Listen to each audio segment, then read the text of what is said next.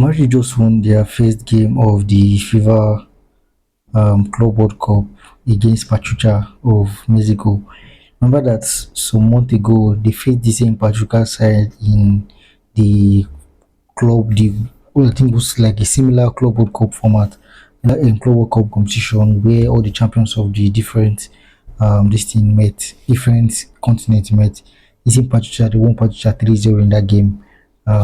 Which has Kylian Mbappe, Rodrigo, and the rest of them.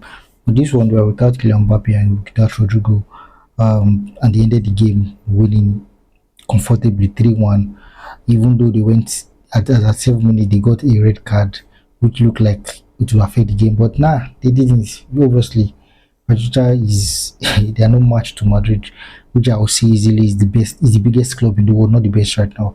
It's the biggest club in the world based on what they have achieved in Europe. But let's say biggest club in Europe, because if it's based on trophies, obviously Al Ahly.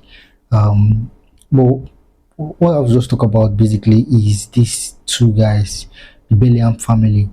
I think it's very interesting to see a family producing two superstars. I was joking when I was speaking to some of my friends, and I told them that Bellingham father, he knew that Dortmund would need somebody in years to come after Bellingham has gone to Madrid, so he prepared Jude Bellingham before to fill in the line for Bellingham, and that's just the truth. Yamal father should have done that for us by now. Should have had like a 15 years old from the Yamal family in the academy doing some wonders. 15 years old, maybe left winger or 15-year-old striker who would come into the team and just like Yamal fit in perfectly. But Yamal father was out there. I don't even understand. It was a very good game. It was a very good game. But one of the things I also want to talk about is Madrid won this game fine and good, but obviously there were a lot of lapses. The defense is still not all that. There was this over reliance on Courtois in this game. I think Courtois made about 8 saves in this game. 8 saves in this game. 8 saves for context. I think the Pachuca goalkeeper, he made less than 3 saves in this whole game. I think maybe I'm not sure if he made any save, but when I was watching it, he made less than 3 saves in this game, showing you the over reliance of Madrid on their short stopper, which would affect them going into this next season if the defense does not work out fine. Austin had a very decent game. Obviously, Asensio got a red card. Trent really didn't have much to do defensively, but anytime he was caught on that defensive wing by Kennedy, it looked like something was going to happen.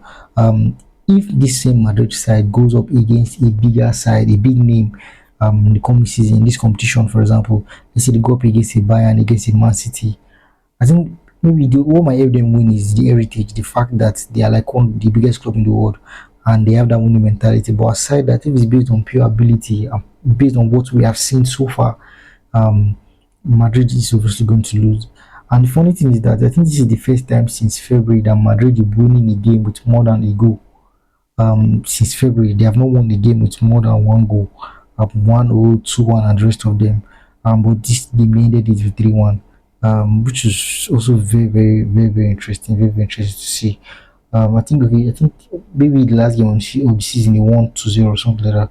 But basically, Madrid always winning with low margins, and this might affect them going into the new season. But let's see how it's going to turn out. Let's see how it's going to work out for them. But yeah, great game and decent game for Xabi Alonso. At least he got his first win of as a Madrid manager today, and also great game for Madridista de los Blancos. Great game all around. Yeah, peace and love, guys.